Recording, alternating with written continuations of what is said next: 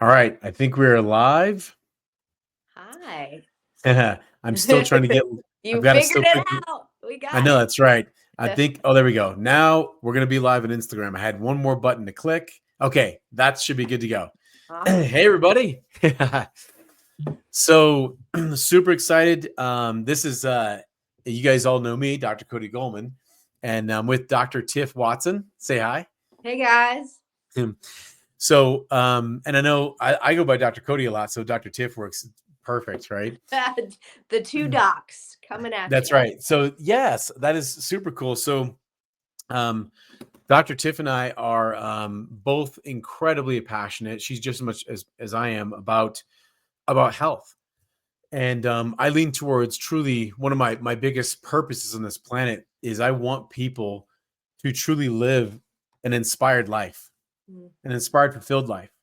And one of the number one things I have found is that unless you have health, you have nothing. And I've figured this piece of out. So we wanted to come together and really have some conversation surrounding health, and we can go through physical health, mental health, emotional health. We're gonna cover all of it. All the And questions. yes, yes, yes, yes. So I'm glad you have on Dr. Schiff, and I'll be on her. We're gonna do this every other week. We're gonna rotate. So today we want to talk about understanding hormonal imbalances, and kind of our subtitle is the hidden culprit behind weight gain in your 40s. Mm. So this is an important piece. I focus a lot on women who have eaten right. They exercise, sometimes even over exercising, and just can't get this stubborn weight off. So want to just jump in and have this little conversation around this. Maybe open up with what have you seen as far as hormonal imbalances? What happens, Mm. with in your 40s? What happens? Why do you start gaining weight? You want to dive into that?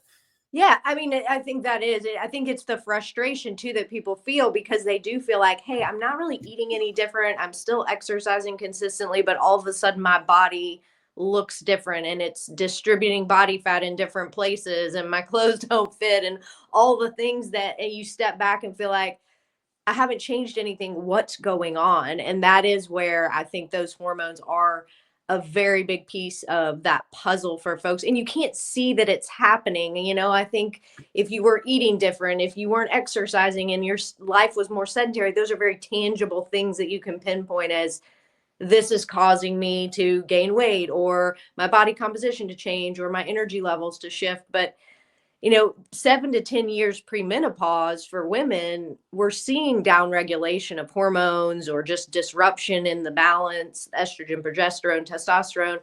And so I think we just have to be aware that even if we can't physically see and the lab work is still consistent, stuff is happening. Mhm. And estrogen is a primary piece of muscle maintenance and it helps with sleep and energy. So, like you said, I think it is a hidden culprit for Yeah, sure. that And is it's true. frustrating Yeah, because you can't stop it from happening. It's gonna yeah. happen. The reality is. So, I mean, is that what you hear from clients as well? Just kind of this, I don't know what's going on. I'm trying all the things and Mhm. nothing's working. Yeah, and I even changed our little subtitle to hidden weight gain in 30s and 40s, because that's where I really notice it happens. What I tend to see is the people that find me, they've gone through Jenny Craig, Weight Watchers, paleo, keto, fasting, macros, nutritionists, dietitians, and literally they might lose some weight and it comes right back. Yeah. And so, I from my perspective, I spent 17 years running a healthcare clinic, very large healthcare clinic, and I watched my patients. That's where I saw this. I was helping people. I've had people heal from diabetic conditions, cancers. I mean, all kinds of conditions. But I would see them go doing these weight loss programs, and what they told me they were doing, in my book, was very unhealthy. Mm. For the Well, most or part, not they're sustainable potentially. I yeah, mean, whether it's yeah. healthy or not, it's like, is it so extreme you can't maintain it? And then what's the benefit? You know? Yes, that's exactly unhealthy and not sustainable. Exactly. So that's why I even created the Fast 40. Was I wanted to. I got fed up with people being told the wrong thing, and so I dug in. And I this wasn't something that I was originally passionate about was helping people lose weight. I just got fed up with people being told the wrong thing. And Mhm. so we created a whole system of this. What I found was, so here's what I'm going to kind of drop on it. And we go back and forth in this, Dr. Tiff. I found that yes, hormones are going to change at certain ages. That's going to happen. But here's a big thing that I want to drop on everyone. Hormone changes are worse when your hormones have identified sugar as a fuel source. So this I haven't read in a book. I didn't figure out in school. And here, let me show you how I found this out. This is kind of cool to see this. So I started running the Fast 40, and I watched women, within 40 days, they're losing 15 to 30 pounds of fat. And that's not with a calorie deprivation. Like they're doing a caloric balance. They're eating enough food. We're not starving themselves. So it's not Mhm. muscle loss. By day 20, I'd start hearing women tell me, Dr. Goldman, my hot flashes are better. And I'm like, they are? Really? That's interesting. Dr. Goldman, my joints feel better. Dr. Goldman, I'm sleeping better. These are things that they previously blamed menopausal changes on. Mm. So from a standpoint of fuel, because stress and excess sugar cause a hormonal change at any age, that's what I figured out. So stress and excess sugar cause a hormonal change at any age, because I've literally seen this happen at 5 and 6 years old, Oh, I not just believe it. 45. Yeah. Yeah. Well, and here's the thing is when you do get frustrated and the weight gain is happening and you can't figure out how to get it off, what do you start doing? You start training more and harder Yeah. and doing crazy hit classes and CrossFit and all the things, high stress exercise. And then you start dieting, going into calorie deficit. So, calorie Bingo. deficit is stress. High intensity training is stress. Plus, you're frustrated. So, there's emotional stress. So, in your attempt to get the weight off because you're frustrated and stressed, you then Yeah. turn to more high stress behaviors. So, then you get this perfect storm, I think, where Mm. the hormones are already changing by just natural transition. Then you're exacerbating it with cortisol levels and all the things. Mm. So, yeah, I think to your point, just stepping back and saying, okay, like, let's just slow down, like, come back to square one. Let's just Mhm. reset some things and clean out purge the pantry, so to speak.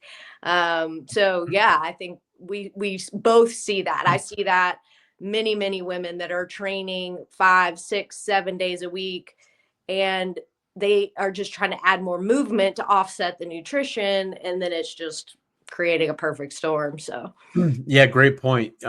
Great point. I think that's a big one because most of the women I work with, they're not coming to me like, 200 pounds overweight. A lot of patients, most patients I work with are high powered. Some of them are entrepreneurs. mm, They're very active. They even eat right. That's the majority. But they've still got 10, 20, 30 pounds on them that they can't get off. mm, And so, yes, you mentioned about cortisol. So we can talk about cortisol. I also want to mention that the hormones when I'm mentioning about being a sugar burner or a fat burner, specifically I'm referencing leptin and ghrelin. And leptin and ghrelin are you could say your full hormones or your hunger hormones, so to mhm, speak. And so what I found was throughout someone's life, with increased stressors, a lot of times with increased stressors comes sugar consumption. absolutely. So, you know what I mean? Like, let's just say you're like, I'm in a Yeah. terrible relationship. I Emotional eating. yeah, Yeah, yeah, absolutely. I'm gonna drink more wine. Mhm, Wine in my book, right, equals sugar. Or so we'll talk a little bit about that. But what happens is leptin and ghrelin, what I've noticed, it's like a flip of a switch. We're born, our brain and body, there's a reason that fat has 9 calories per gram. And I've thought about this a lot. I've actually seen references in different religious texts about sacrificing like sacrificial lamb, but it's the fat they're sacrificing. mhm, And they're referencing it because fat is such a potent fuel source. And when you burn fat, literally you have your brain literally have a higher IQ when you burn fat. There's 9 calories per gram versus 4. mhm. More And caloric so density. Yeah. yeah, it's interesting. So I noticed this is that leptin and ghrelin had the capacity to have you tap into fat stores. When someone goes through so much stress, they and or sugar consumption, there's like a switch I've noticed. It literally switches over and those hormones look now for sugar. So it's almost like our body becomes efficient at what we give a lot of it. And at least in America, you know this stuff. You've got to look at nutrition labels because everything is just dumped full of sugar, and now they're coming up with different names for sugar. Mm-hmm. So just to reference that, because we've throw out a few different hormones, but leptin and ghrelin are the ones that I love to reset for people. So the hunger mechanism is accurate, and their full mechanism is accurate. When we're burning sugar, I noticed it screws with your brain's ability to find out when you're full and hungry. For sure. Well, and you know, these new weight loss drugs are they're changing those leptin and ghrelin signals as well. So like their whole basis is to go at those. Now they're going at them in a very wrong, long-term detrimental way. But the Mm, same thing is like those have to be efficient and accurate.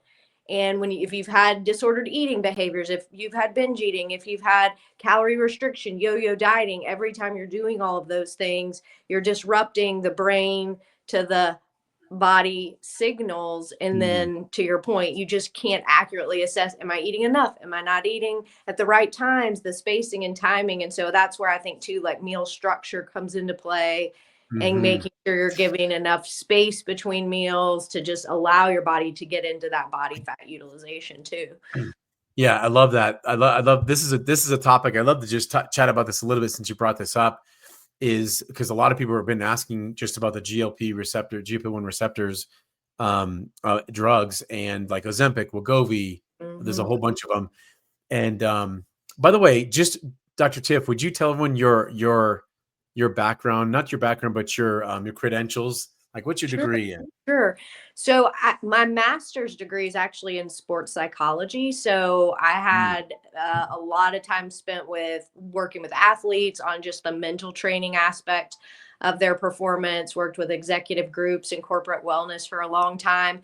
And what I started to notice was the root cause of a lot of that mental distraction, the concentration, the focus, the anxiety, the pre-performance stress was due to the nutrition component. And so that's when I kind of shifted gears, went back and got my doctorate in health and human performance. And so that's the exercise science nutrition piece of cool. what I do. I'm a certified strength and conditioning specialist as well. So I try to really help people. I don't do personal training. I did a long time ago, but I feel like a lot of dietitians and nutritionists don't have an exercise background.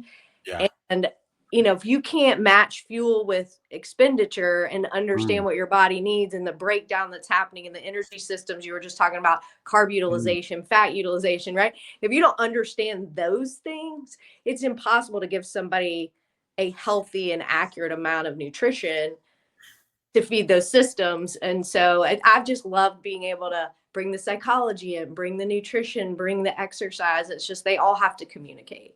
Um, We are so aligned. And the reason I asked that is because we have different backgrounds. I was a chiropractor originally. And what I found was what I learned in school about nutrition was terrible. I I bet. also found what medical school teaches about nutrition is terrible. Yeah. So I want to say this. So I was an ex bodybuilder, a natural bodybuilder. So and then I had to figure out on my own. So a lot of the stuff I've gone through and figured out on my own personally. I love doing things by myself, and then I work with patients. So I was seeing 325 patients a week for for years. So a lot of my stuff comes from actually working with patients and real live results. So that's why when you guys listen to us, it's very fun because you're getting a real well-rounded Yeah. perspective, not fueled by a pharmaceutical company paying someone, because that's what a lot of times happen. When was the last time, if you guys are watching this and listen to this, when was the last time you went to your doctor and said, "Could you help me eat better?" Yeah. Never. Well, or you And do, and they say 1,200 calories, start walking more.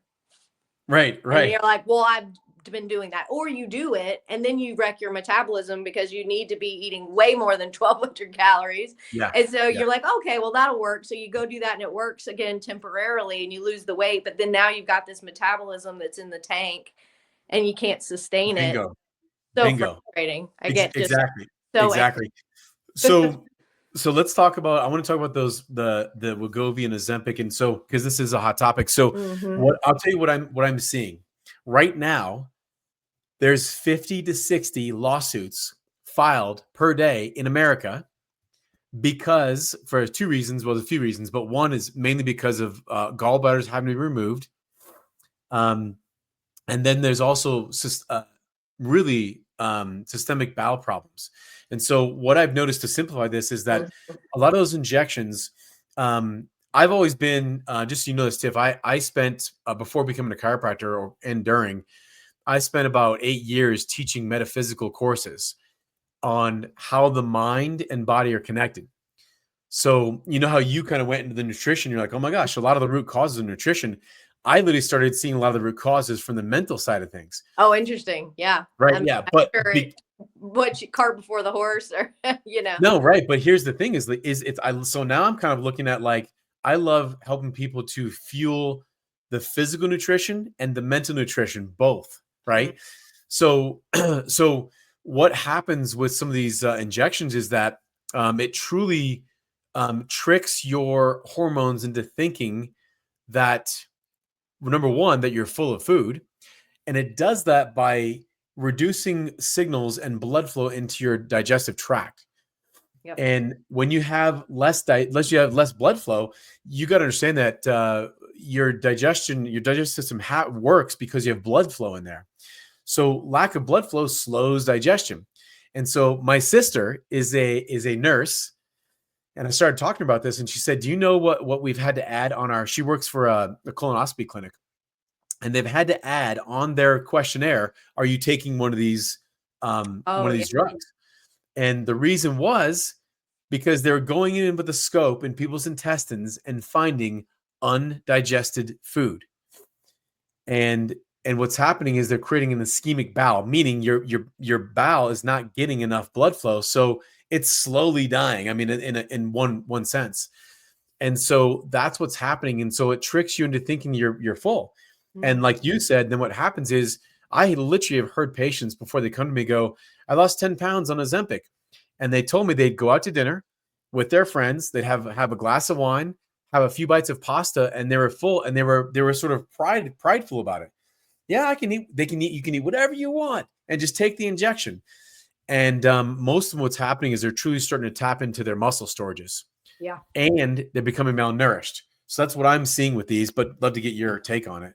No, well, and you can see it. I think when you see people that have been taking it for a long time, like they just don't necessarily look like they're well nourished. They've lost weight, but again, they've lost a lot of muscle tissue because they are going unintentionally into a drastic calorie deficit. I mean, if you're not hungry and your stomach's staying full longer, because like you said, it slows gastric emptying, so your stomach is not emptying as regularly, so you feel fuller longer, not to mention hormonally you feel fuller longer. I think there's two parts to that, the hormone part and the physical fullness that you are feeling, like you said, if you're not even digesting whole foods. And then if you're not digesting and breaking down, the nutrient absorption cannot happen, so you're not releasing and getting nutrients to the body, which is partially muscle. I'm concerned with bone density long term, because again, food feeds bone, food feeds muscle, food feeds digestion, food feeds emotion. I think we associate food and nutrition with just our physical body and weight, but if you're malnourished, your body's going to prioritize primary organs: heart beating, brain, lungs. So it's going to pull from emotional regulation. It's going to slow digestion. It's going to reduce muscle and bone density because it's trying to conserve energy to just keep you alive. And Mm, so that's my biggest concern with them is, like you said, the lawsuits, the class action suits that are already coming around. And secondly, is just impact to metabolism long term. Like if you don't stay on it forever, I think it's just going to be like all those other processes you mentioned: Jenny Craig, Weight Watchers, paleo, Whole 30, all the things. It's like you're not changing behaviors. You're not learning how to feed your body. You're just stopping your body from functioning accurately. It's just, Yes. Yeah. it's a real bummer. Yeah, and there's a singer. I don't listen to her, but her singer is her name is Avery. She's about 30 years old. She just I was happened to be on TikTok and social media the other night, and I saw this girl who was literally crying, and I was listening to her. And what happened? She said she's been taking Ozempic for a year, and she's now basically left with a deadly bone thinning disease. That's what she called it, which is osteoporosis or osteopenia. I don't know which one it was. And that was so she's trying to warn everyone, hey guys, if you take this, and so be careful. And so what you're saying is exactly accurate. I think I appreciate your perspective, Dr. Tiff, because you know, I've always been, and it feels like you are too. I want people to know how their body works. Mm, And here's what I found was that if I could go back and change our school system and in anatomy and biology, even starting it as a young age, I would teach people how freaking amazing their body is, because what I see that we teach people is that your body's not so amazing and it needs a lot of help pharmaceutically. It needs a lot of help. It mm, doesn't The power that made your body heals your body. And if you really knew how it worked, you would be in tears. To yeah. to know that you can eat food and it changes it into your bone and muscle is just magical.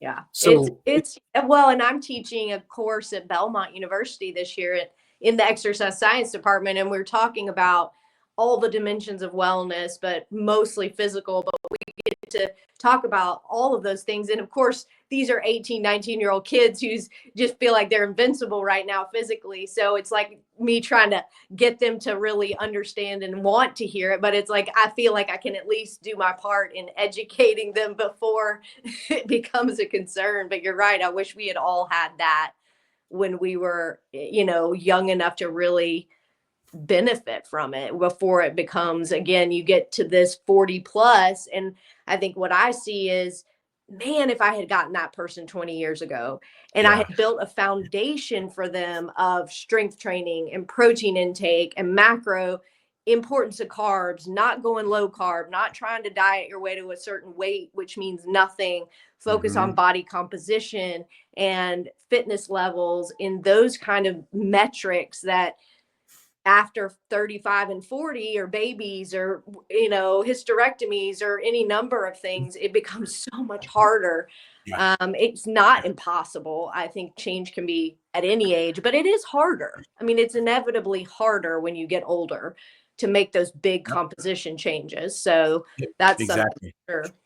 That's true, and honestly, that's where, to me, that's where my fast 40 comes into place. That is like we do a 40-day, literally like almost hormone reset, Mm, cortisol, testosterone, progesterone, and I don't give anyone hormones. I've never done that because the moment you give someone hormones, giving someone hormones doesn't reset the hormones.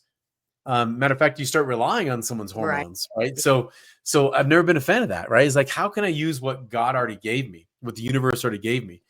And so yeah, we do see that's important. We kind of talk about that as I do see, I have people 30, 40, 50, 60, even their 70s in 40 days, we have a complete reset. And yes, they lose fat. And what they usually tell me is, oh my God, like I feel like I'm 25. And what they're really saying is like, what they're saying is, this is what I was intended to feel like. You Mm, weren't, and your body was not intended to break down as you age. It will change, but you weren't intended to be lazy. Fat isn't a part of getting old, but it is a part of when you see the combination of stress and sugars and not really understanding how your body works. So that's what I've seen is 100% it's changeable. And I love what you're saying is it'd be nice to be able to work with someone before then mm. because it is a little more extreme. And a lot of people see diet and exercise doesn't work after 30 and 40. Well, these are some of the reasons why that we're talking about. So yeah, For sure. Well, and I think it's too, it's just like you said, you got to reset everything and then you need a strategy to maintain it and to really understand like, yeah, okay, now that my things are true. reset, like we were talking earlier, is like then I still need to understand What how do I much do? carb, Yeah, fat, protein I need and all those things. you But do. if you try to do that and everything's disrupted internally, none of that's going to be as successful. So you do have to kind of, it's like, I feel that way about supplements. People all the time send me supplement. Hey, what do you think about this? Or I found this new greens and protein, or this fiber supplement, or this pre-workout, and this, branch chain amino. Like, I'm like, hey, before you start taking all these supplements, like, let's start eating fruits and vegetables and getting like our food and our exercise established, because it's not a band-aid. It's not like, oh, I'm going to go drive through fast food, eat at restaurants all week, but then I'm going to take this fiber supplement and life is going to be good. It's like there's got to be a little bit more holistic change before supplements, and then they may be necessary. They're gap fillers. Like if you're dialed in, you're really eating well, you're meal prepping, you're focused, you're training, you're all the things, and then there's still gaps in, I just can't get to calcium because I'm lactose intolerant, or I just can't get the fiber because I've got some IBS issues, or whatever those things, then you might need supplementation, but it's not a band-aid to start with. You've got to get those other things established and then maybe look at the supplementation, in my opinion. So, well, what you're saying is music to my ears, because that's what I really in what I teach people is, number one is to eat real food. We never use prepackaged meals, not even shakes. Even I don't even have people even blending things for many reasons, but real food. I love to get people off of a lot of the supplements they're on. Because I was going to say, I was 22, I think, when I was bodybuilding, and it was all natural. I didn't use hormones, and I was using a lot of I tried every supplement under the sun. I mean, it was just GNC, everything. And my gut was terrible. yeah. I felt horrible. And I was just starting to go into chiropractic school when I was doing this. And I literally was like, what happens if I got rid of it all? So what happens if I just eat food? What I found was my muscles grew better. I slept better. And it's funny because this seems like it's a secret right now. It's a No, secret. well, I Yeah. think it's just convenience, because people are just stretched thin, but you sacrifice quality for convenience every single time. If it's quick and Yeah. easy and doesn't take work, it's not going to be as high quality. That goes Right. everything you do. And so I think that getting people to just, and it doesn't have to be 100%. Like some people just are not, and I'm one of those people. I don't shop all organic. I don't worry if it has dyes in it. I don't pay attention to every added sugar, but I am aware of it and I'm conscious, and I try as much as possible to not do those things. But if you're really struggling and frustrated and you do have some weight to lose, like that is the easiest low hanging fruit, is just Yeah. start eating whole foods that don't have a massive ingredient list, and then just see how much better your body feels. I had this kid this week. We got him down to 10% body fat. He's 31. So he's like in his prime. All his hormones are just jiving, but he had come in and was like, I've gained all this weight. I have no idea what's happening. I'm training hard, lifting, doing my thing. And he brought in like this bag of supplements that he was taking, creatine and pre-workout and this. And somebody told him he should take magnesium and fish oil and all these things. And I was like, let's just get rid of all of this first. Like, I don't know what it is, and I don't know if it's any of these, but let's clean it all out. Just stop taking this stuff for like a couple weeks. And his weight just, body comp, weight, sleep, energy, skin looked better. I mean, just everything. But he thought, I'm frustrated. Maybe it's this, maybe it's this, maybe it's this. And then all of a sudden at 31, he's spending $200, $300 a month on all this stuff. And it was just making it all worse. So Yeah. it's frustrating, because I don't think they don't know that what they don't know, but it's just take it back to base level. Yeah. Yep. Everything you're saying, I definitely back up. And that's unfortunate. It's like this secret now, because the supplement game. People think that like you're gonna supplement, even proteins. Mm. Like, please go eat real food. Get your protein from some chicken, from some steak. Like, you'll never replace it. So one of my slogans is that nutrition doesn't come from a bottle. And yes, I get, like, if you are eating the right diet and you are deficient in something, sure, we can talk about it then. But it's almost like the pharmaceutical commercials when they say when diet and exercise doesn't work, try this. Right. Because guess what? Diet and Diet and exercise do exercise work. works. That's right. Yeah, you just may not want to freaking do it. And because it's more inconvenient to just take my nutrition in a bottle and think that I'm going to be healthy and wonder why I'm not. Yeah, you just have So, to yeah. work so hard. The way I explain is if you do like a pre-made shake, Core Power, Muscle Milk, Premier Protein, whatever brand, versus even a protein powder Mhm. is better. Just you're not fighting that ingredient list. And then even better is eggs or some Greek Right. yogurt Yeah. or some chicken, or but it's a spectrum. And it's like, let's try to stay over here as much as we can.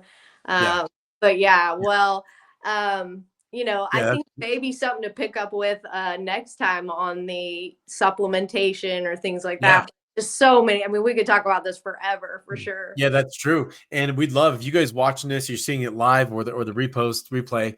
Please send us. I want to invite you. Send us some questions. Yeah. We're both Dr. Tiff and I are we're like almost coming out of the closet. We're coming out of the closet of like we are here to and this is my feeling with you, Tiff, too, is I want people to know the truth.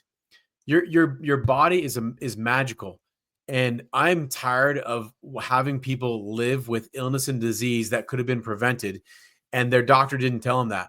So Mm. I'm here to start telling you the truth. I want you to know how powerful your body is, and I'd love for you to end up not in your 50s, 60s, 70s, 80s on a bags of medications in a nursing home. That is not how it is meant to be. So please send us questions, anything you guys have regarding these topics, and yeah, I guess we'll wrap it up. We're going to come here once a week, once on my platform, then on yours. And so this was great. This is exciting Yeah. to do. Oh, I can geek out on this stuff. So I'm glad I found another geek to talk to. That's right. That's right. Well, that's awesome. Okay. We'll see you guys next time. All right. See you, All Cody. right. Bye-bye.